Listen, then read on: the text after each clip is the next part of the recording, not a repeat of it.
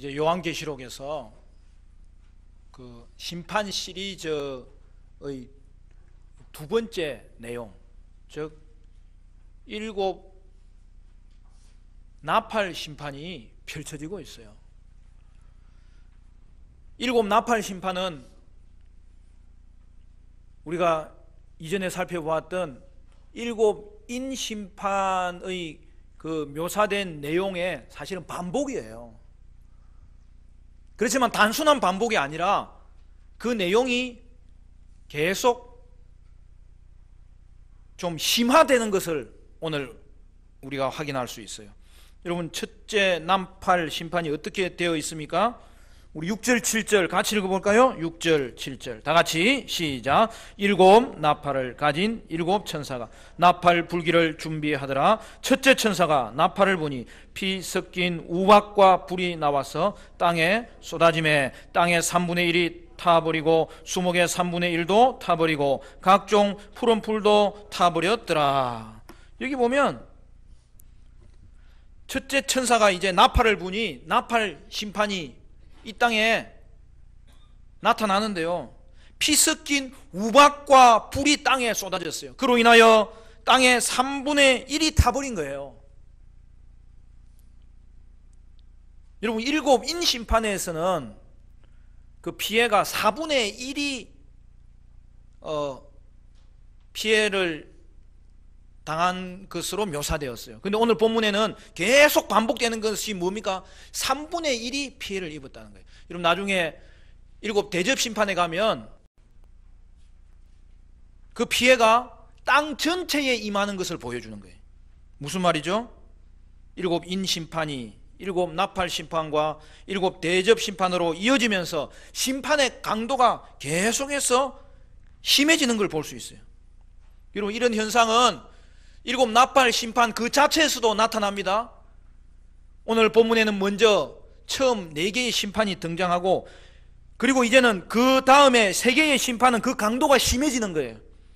우리가 계속 강조했듯이 여러분, 이 심판 시리즈를 보는 구조를 잘 알아야 돼요. 그게 뭐냐면, 처음에 6개 심판은 현재의 하나님이 이 땅에 펼치시는 현재의 심판을 말하는 반면에 마지막 7째 심판은 뭐예요? 마지막 때 이루어질 최후 심판을 말한다고요. 그렇기 때문에 여러분, 일곱 나팔 심판에서도 처음과 마지막이 점점 심판이 강화되는 걸 볼 수가 있잖아요. 우리는 이것을 점강법이라고 합니다.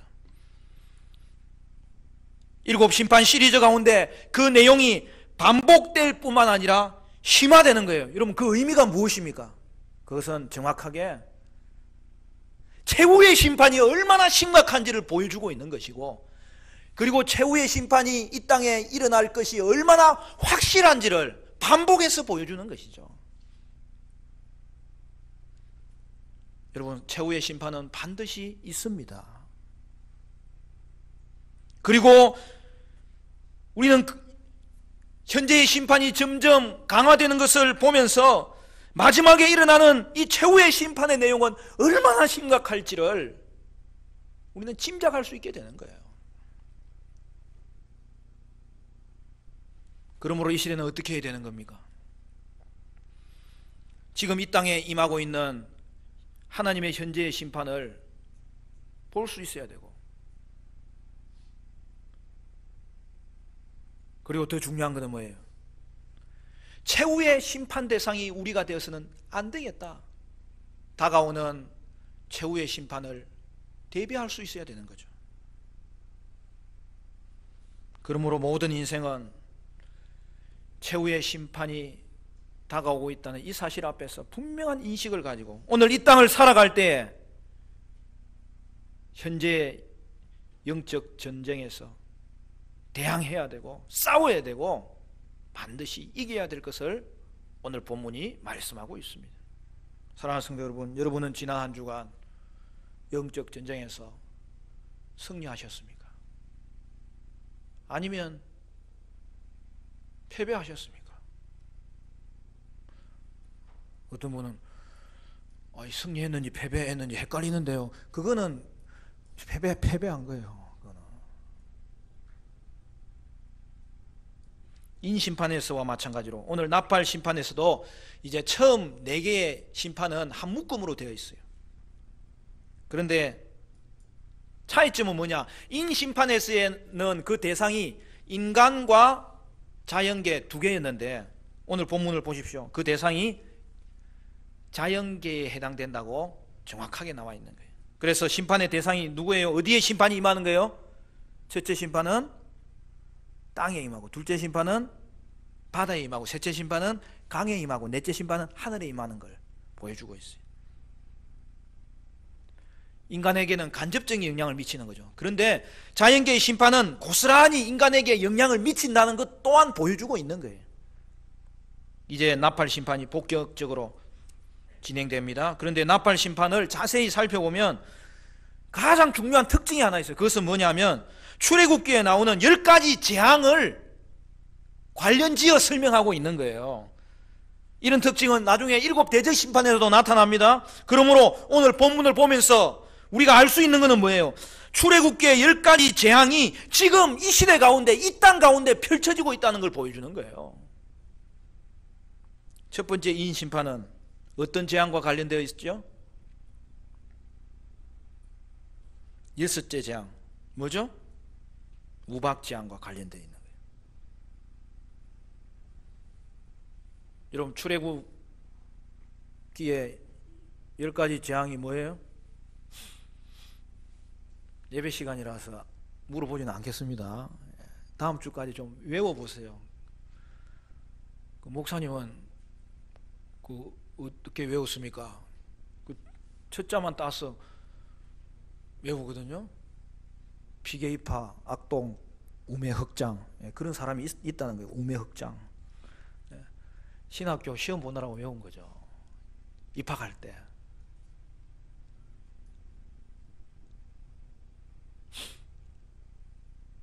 피재앙, 개구리, 파리,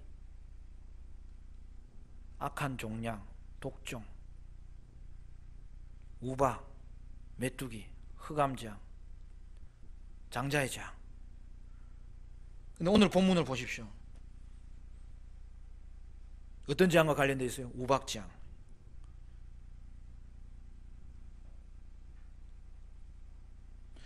이미 읽은 내용이에요. 출애굽에서 우박재앙이 임할 때에 하늘에서 우박과 불이 동시에 내렸어요.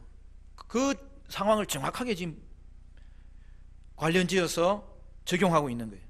본문에서도 하늘에서 우박과 불이 내려서 땅에 3분의 1이 타버리고, 수목의 3분의 1이 타버리고 풀의 3분의 1이 타버린 것입니다. 그리고 첫째 나팔 심판의 대상은 땅이라는 거죠. 여러분, 근래에 호주에서 지금 일어나는 심각한 일이 뭐죠? 산불이 일어났는데 지금 한 달이 넘어도 안 꺼지는 거예요. 지금 600헥타 정도 탔는데요. 여러분, 600헥타는 그 규모가 어느 정도냐면 우리나라 삼림 전체 면적이 633헥타예요. 지금 우리나라 덩치만한 그 삼림이 불타버린 거예요. 그리고 지금도 꺼지지 않고 계속 번지고 있어요. 사상 유례가 없는 지금 산불이 등장한 거예요.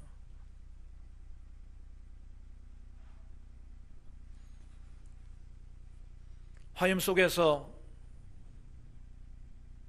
막 캥거루가 이렇게 막 이쪽으로 피하다가 저쪽으로 피하다 하는 그게 화면에 고스란히 잡혀 있더라고요. 코알라, 온갖 짐승들이 죽어가고 있고, 인명 피해와 재산 피해가 계속 늘어나고 있고, 그 대도시인 시드니가 지금 점점 둘러싸이고 있어요. 소방관들이 사투를 벌이고 있는 가운데 여러분, 40도 이상 되는 고온 건조한 기온이 계속 지금 유지돼서 그럼 비라도 오면 해결되는데 비가 올 기미가 보이지 않는 거예요. 여러분, 그 외에도 오늘날 이 지구상에서 일어나는 이 숲의 황폐화 현상은 그 속도가 엄청납니다.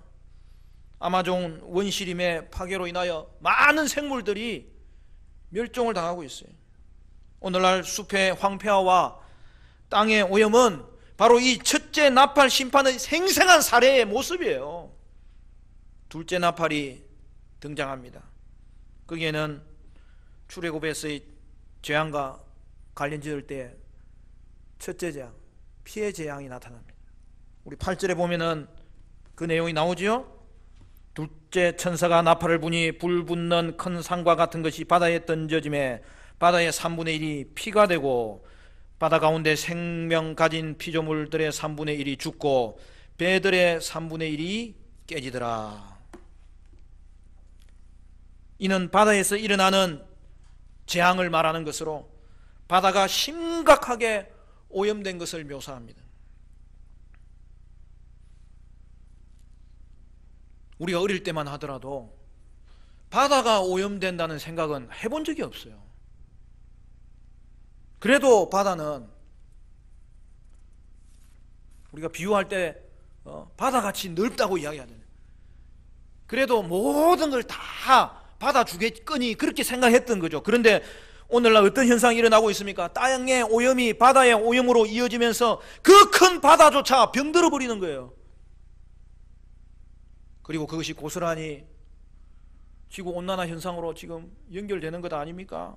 여름이면 우리나라 남해안 바다도 적조가 창궐합니다. 그나마 근래에 항구 정화하는 일들이 계속 일어나서 항구가 그래도 조금 깨끗해졌지만은 아직도 여러분 항구마다 다 오염이 돼가지고 바닷물이 시커매요.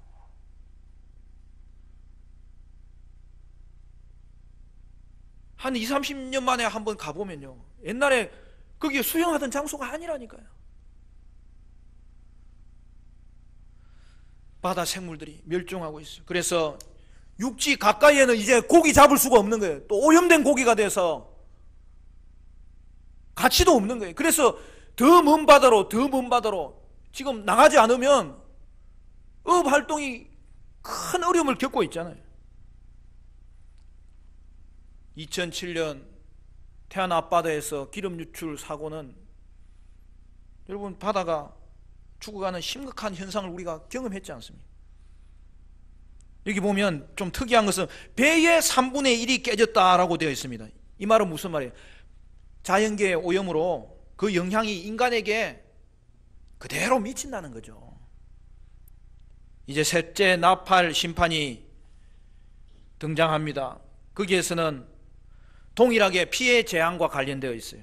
10절부터 보면 셋째 천사가 나팔을 부니 횃불같이 타는 큰 별이 하늘에서 떨어져 강들의 3분의 1과 여러 물샘에 떨어지니 이 별 이름은 썬쑥이라. 물의 3분의 1이 썬쑥이 되매 그 물이 썬물이 되므로 많은 사람이 죽더라.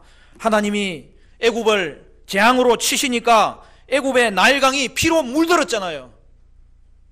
그 물은 계곡에서부터 그리고 집안을 흘러내리는 그러한 또랑에게 이르기까지 피의 재앙이 바로의 궁전에 흐르는 분수대까지 피로 물들어 버리잖아요.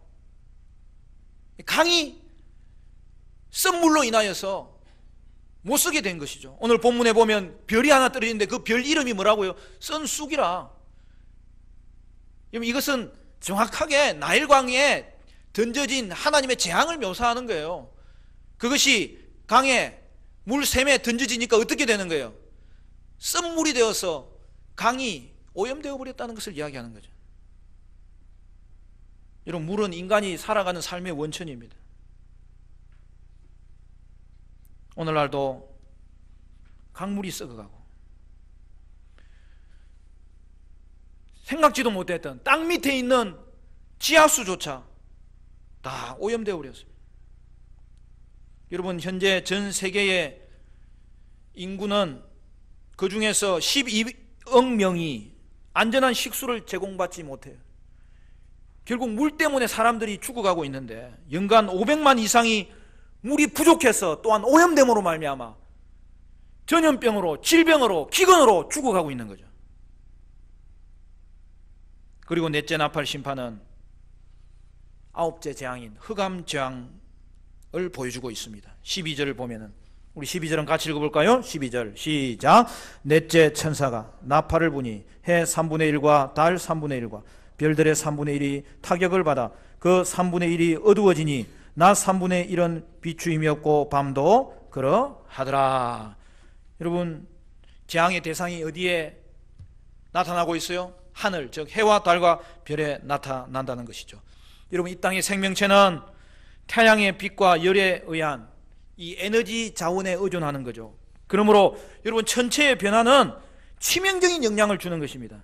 인간의 범죄로 인하여 인간의 삶의 터전이 흔들리게 되었다는 거예요. 그리하여 이 땅에는 태풍과 홍수와 가뭄과 폭염과 때로는 폭설과 지진 등이 발생하는 거죠. 그러므로 여러분, 이러한 자연재해는 3분의 1이라는 범위에서 보여주듯이 한 지역에 국한된 것이 아니라 전 지구적으로 일어나는 자연재해임을 말씀하고 있는 것이죠. 그럼에도 불구하고 우리에게 희망을 주는 것은 이 심판이 완전한 멸망에 이르게 하는 것이 아니라 지금은 3분의 1에만 해당된다고 성경은 말씀하고 있기 때문입니다. 아직은 최후 심판이 아니라는 것을 보여주는 거죠. 재앙이 이 땅의 3분의 1에 임합니다. 이것은 먼저 지금 하나님의 심판이 이 땅에 임하는 것을 보여주는 거예요. 여러분, 성경이 이 시대의 특징을 말할 때 바로 이것을 지적하는 거예요. 여러분, 이 시대는 심판의 시대라는 거예요. 영적인 감각을 가지면 그것을 볼 수 있는 거예요. 그것을 보는 자는 이 심판은 그래도 최후의 심판이 아니구나, 각성하며 경성하며 우리 자신을 돌아보게 되고 결국 하나님을 돌아보게 되는 기회가 될 수 있는 거죠.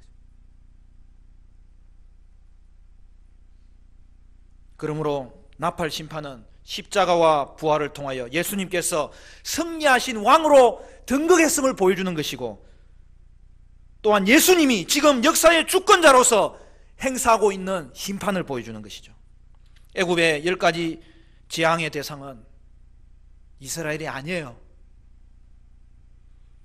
재앙의 대상은 바로와 애굽 사람이었습니다. 마찬가지로 오늘날도 현재 임하는 심판의 대상은 불신자예요. 성도는 하나님이 철저하게 보호하십니다. 고난이 있지만 그 고난이 성도에게는 각성하는 고난이고 깨닫게 되는 고난이고 거룩하게 되는 고난이고 결코 낙심시키지 못한다는 거예요. 오직 믿음을 견고케 하는 하나님의 손길 안에서 이루어지는 것을 성경은 보여주고 있고, 그러나 나팔 심판은 불신자에게는 지금도 경험하는 실제적인 심판이고, 그 경험에서 벗어나지 못하는 자는 최후의 심판에 이를 것을 정확하게 보여주고 있는 것이죠. 그래서 심판이기도 하고 또 경고이기도 해요. 무슨 경고입니까? 최후의 심판에 대한 경고죠. 나팔 심판에서 3분의 1이 죽게 된다는 것은 그럼에도 아직 3분의 2가 남아 있다는 것인데 왜 남겨두시는 거예요? 아직은 회개할 기회를 주시는 거예요. 물론 여러분, 이게 심각한 이유가 또 등장하는 것은 바로는 그 10가지 재앙을 다 당하고도 하나님 앞에 회개하지 않았고 도리어 마음을 강팍게 함으로 하나님을 더 등짐으로 결국에는 자신의 가족도 망하는 그러한 지경에 이르렀다는 것인데, 여러분, 그럼에도 불구하고 우리는 이 말씀 전해야죠. 그리고 이 말씀 통해서 우리는 더 각성할 수 있어야 되죠. 3분의 1에게 재앙이 임한다는 것은 아직은 최후 심판은 아니라는 것을 보여주는 것인데, 여러분, 최후의 심판은 이 정도로 끝나지 않습니다. 말 그대로 최후의 심판은 더 이상 기회가 없는 심판이, 그래서 영원한 불못에 던져지게 되는 것이죠. 그리고 그날은 하루하루 우리에게 오고 있다는 것입니다. 하나님의 진노가 이 땅에 하루하루 다가오고 있는 거예요. 그러므로 우리는 어떻게 해야 됩니까? 다가오는 하나님의 진노를 대비해야 되는 거죠. 오늘 성경이 이 시대에 요구하는 가장 중요하고 시급한 일은 이겁니다. 하나님의 진노가 다가오고 있다는 거예요. 그리고 그 진노와 맞닥뜨리는 자는 그 어느 누구도 그 자리에서 벗어날 수 없게 될 터인데 그 전에 대비하라는 거예요. 여러분, 복음에는 경고의 말씀이 들어있는 게 사실은 복음이에요. 오늘 우리가 이 시대를 향하여서 전해야 될 내용도 경고의 말씀이에요. 그러나 그 경고의 말씀을 받으면서 그 경고를 벗어날 수 있는 길이 뭐냐? 이 땅 가운데 3분의 1의 재앙이 임할 때에 그 모든 출발이 나의 하나님 앞에서의 범죄함에 있다는 것을 깨닫는 자, 그 자는 무릎을 꿇을 때에 거기서 쓰러지는 것이 아니라 다시 눈을 들어서 십자가를 바라보게 되고 오늘 이 땅에 기회 주시는 대로 다가오는 심판을 생각할 때에 그 심판으로 말미암아 우리의 죄를 발견하고 우리의 죄를 발견하는 그 자리에서 십자가를 바라보므로 지금은 주님 앞에 돌아올 수 있는 기회가 있다는 사실을 우리는 깨달아야 되고 그 사실을 또한 이 세상에 전해야 되는 것이죠. 그래서 여러분, 하나님의 심판의 말씀, 경고의 말씀은 우리에게는 도리어 생명과 연결시켜주는 복음이에요. 그래서 이 말씀을 우리는 가감하면 안 돼요. 오늘 이 시대를 향하여 우리가 할 말은 이거밖에 없어요. 하나님의 진노가 다가오고 있다. 그 진노를 대비하시라고. 여러분, 오늘도 우리 자신에게 주시는 이 말씀, 우리를 강성케 하는 말씀이 되어야 되고 이 땅에 우리는 이 말씀 그대로 전해야 되는 거죠. 여러분, 덧붙일 것도 없어요. 더욱이 빼면 되지 않아요. 오늘 우리가 이 땅 가운데 전해야 될, 그리고 기회를 줄 수 있는 경고의 말씀은 사랑하는 사람들이여, 형제들이여, 자매들이여, 다가오는 하나님의 진노를 대비하세요. 대비하세요. 대비하세요. 우리는 이 말씀이 오늘 이 땅을 향한 마지막 경고의 말씀이라는 것을 전해야 되는 것이죠. 사랑하는 성도 여러분, 여러분의 신앙은 어떻습니까? 여러분은 지금 어떻게 신앙생활을 하고 있는 것입니까? 그러므로 우리는 정신을 차리고 근신하고 깨어서 신앙생활을 해야 되는 것입니다. 여러분, 신앙생활이 힘드십니까? 그러면 제대로 하고 있는 거예요. 왜냐하면 이 길은 진리의 길이고 생명의 길이기 때문에 힘들어도 가야 되는 길이고 싸우면서 가야 되는 길이고 세상의 가치에 대해서는 저항하면서 생명의 길에 대해서는 끝까지 달려가야 되는 것입니다. 이번 주에 찬양사역자 한 분을 만났는데 우리 다음에 교회 행사 있으면 한번 제가 모시려고 해요. 그분이 간증을 하는데 자기하고 근래에 상담한 분이 있다는 거예요. 이야기를 들어보니까 너무 힘든 생활을 하고 있는 거예요. 그래서 선교사님, 이렇게 힘든데 어떻게 신앙생활을 해요? 그럴 때 본인이 딱 한마디만 전해줬다는 거예요. 90년만 버티십시오. 그렇습니다. 여러분, 세월 검색합니다. 죄송한 말씀이지만 저는 올해 제가 나이가 몇 살인지 어느 날 잊어먹었어요. 이게 어느 날 세다가 어느 날 그냥 갑자기 헷갈리기 시작했어요. 그래서 제가 우리 집사람한테 물어보니까 우리 집사람도 헷갈리고 있더라고요. 검색합니다. 90년만 버티면 돼요. 그러나 신앙생활은 버티는 게 아니잖아요.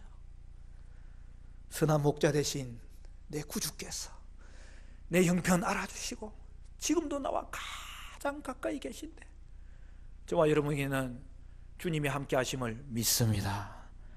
우리의 인생은 주님이 세밀하게 간섭하고 계시는 인생이어서 하나라도 땅에 떨어지지 아니하고 그것으로 인하여 우리의 믿음은 거룩하게 되고 자라게 되고 연단되게 되심을 우리는 확신하는 거죠. 여러분, 그러므로 성도는 예수 안에 있는 자예요. 이미 예수 안에 들어온 거예요. 예수 안에 모든 좋은 것이 다 담겨져 있는 거예요. 그래서 여러분, 이미 성도는 세 가지 축복은 당장 확인하고 간증하고 전할 수 있도록 이미 받았어요. 제가 생각해 보니까 그 세 가지 축복은 예수 안에 있는 평강이더라고요. 누구도 빼앗아갈 수 없어요. 예수 안에 있는 기쁨이더라고요. 내 환경이 어떠하든지 간에 나는 기뻐할 수 있어요. 환난 중에 즐거워하라. 환난 중에 기뻐하라. 내가 세상을 이겨왔노라. 그리고 지금도 예수 이름으로 기도할 수 있잖아요. 주님과 의논할 수 있잖아요. 여러분은 혼자가 아니에요. 이제 여러분을 고아와 같이 하나님 내버려 두지 않으셔요. 오늘 아버지의 이름만 불러도 그 하나님 나와 함께 하시고 의논하시고 주님이 나와 동행하심으로 나도 주님과 동행할 수 있는 복된 삶을 이미 저와 여러분은 받은 줄로 믿으시기를 바랍니다. 이 기쁨은 누구도 빼앗아가지 못해요. 이것은 그 어떤 것도 빼앗아갈 수 없는 성도만이 가질 수 있는 확신이고 성도만이 가질 수 있는 안전이에요. 여러분, 조마조마하게 신앙생활 할 필요가 없어요. 주신 은혜가 너무 커서 남아있는 우리의 인생은 그것이 그러한가 믿음으로 살면서 주님 경험하게 하여 주시옵소서. 그 믿음으로 살아갈 때에 승리하게 될 줄로 믿습니다. 스타벅스 커피가 유명해요. 스타벅스 커피가 2014년에는 한 해 수익이 4,820억이에요. 2016년에는 1조 원을 넘겼어요. 재작년 2018년에는 1조 5천억을 넘겼어요. 여러분, 스타벅스의 운영 철학이 뭐냐 하면 작은 것에서부터 고객을 감동시키는 거예요. 그래서 20년 됐습니까? 이제 모르겠어요. 처음부터 와이파이를 그냥 탁 설치해 놓고 그냥 커피 한 잔만 마시고 책을 읽든 이야기를 하든 편안하게 해주는 거예요. 그 사람들이 환경을 자꾸 편안하게 만들어주는 거예요. 그곳에 가면 내가 존경한 사람이구나 그걸 느끼게끔 해주는 것이죠. 고객 우선주의죠. 그러나 성도는 어떻습니까? 우리는 하나님 우선주의예요. 하나님 중심의 신앙생활을 하면 사람들도 귀하게 대할 수 있고 사람들도 제대로 섬길 수가 있게 되는 거예요.